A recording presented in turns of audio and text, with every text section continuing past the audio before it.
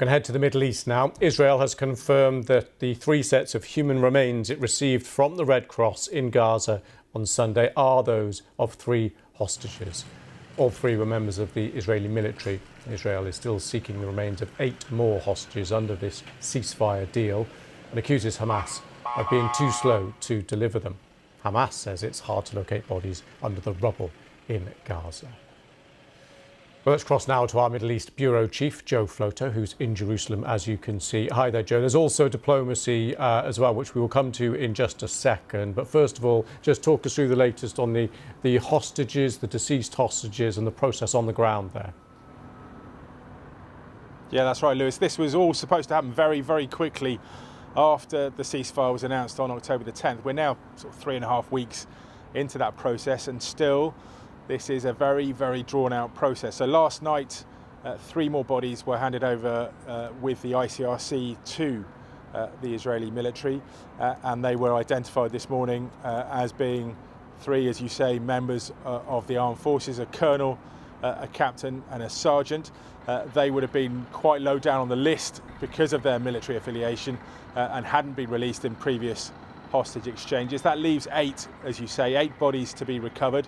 And Israel believes that Hamas know where some of them are and deliberately delaying the handing over in order to draw out this process. And that could be because this prisoner hostage exchange is the only part of this ceasefire deal on which both sides agree.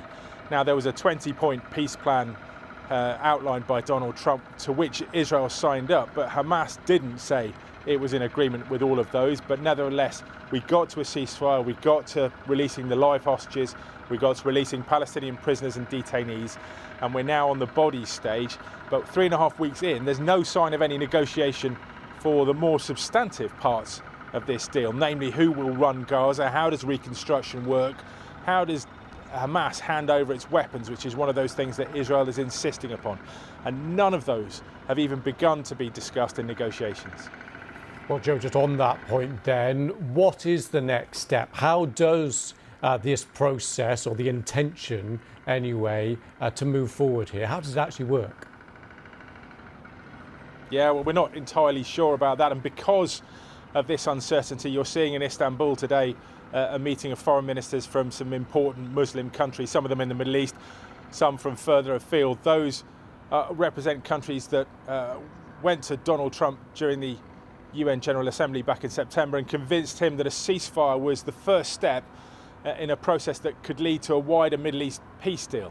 Now, they're worried that this stagnation, this delay, is allowing Hamas to retrench. It's allowing a status quo to be established in which nothing is resolved, in which this status of millions of Palestinians living in tents, of no real plan for governance, of no real plan for reconstruction, that beds in, and we just remain in this limbo in which many, many people are going to suffer. They're trying to inject a bit more momentum into that, and we understand this afternoon they will say that the key thing is to get Palestinians to run themselves in Gaza, not have any governance imposed upon them. Now, from the Israeli point of view, the Prime Minister here has said he wants absolutely nothing to do with the Palestinian Authority. That's the internationally recognised body that represents Palestinians. He doesn't want them involved in the governance of Gaza, and he definitely doesn't want Hamas to be anywhere near control of what happens in Gaza next. OK, Joe, thank you for that.